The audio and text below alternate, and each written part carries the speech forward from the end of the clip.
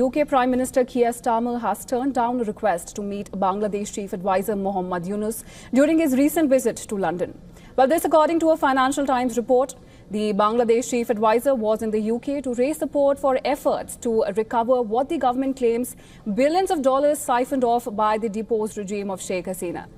Interim leader Muhammad Yunus told the Financial Times, and I'm quoting him here, the UK should feel morally obliged to help Bangladesh's new government to track down funds stolen by the previous regime. Well, much of it, Yunus' government believes, is allegedly now in the UK. Yunus, however, said that Starmer did not meet him. The Bangladesh leader said that he had no direct conversation with the UK Prime Minister. UK government officials confirmed that there was no plan for Starmer to meet Yunus without further commenting.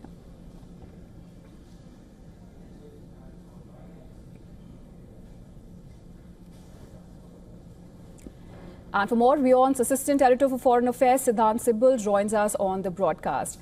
Siddhant, what can you tell us about the situation that's panning out before us? Well, Bangladesh's Yunus is in UK for attending conferences, but there is no meeting that is scheduled between the British Prime Minister. That's according to the report which you have talked about. Now, essentially, it's quite an embarrassment given the fact that the leader of a top politician of a country is in another country and the top leader is not meeting. This goes against the basic protocol between how basically incoming visit is planned. So it looks like that the Yunus team hasn't planned very well. But now we know that the focus of the Yunus government has to get global support. In fact, the chief advisor of Bangladesh has been traveling across the world. He's traveled to several countries, and UK is the latest stop. Now, UK has a special relationship with Bangladesh as well, given the huge Bangladeshi diaspora in the country. In fact, one of the key elements of which UK was in news in Bangladesh was because of Tulip Siddiq, who is the niece of the former Bangladeshi Prime Minister Sheikh Hasina. She, of course, was a minister in the Keir Starmer government. She resigned over Bangladesh, starting an anti-corruption commission investigating the allegations of her family's involvement in embezzlement regarding infrastructure project.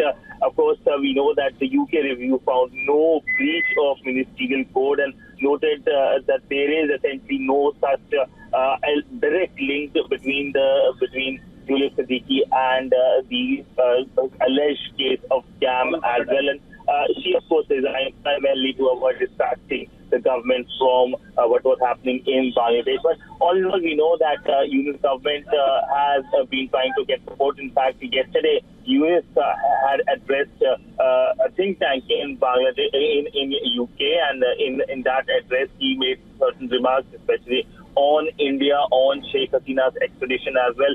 Quite critical remarks, but essentially he's saying that he wants good relationship with the Indian side, but he, of course, blamed the Indian media for not letting him have the good relationship. So all in all, this is the state of the relationship, and we have seen since Yunus took power, the situation in the country has really deteriorated, especially the minority situation.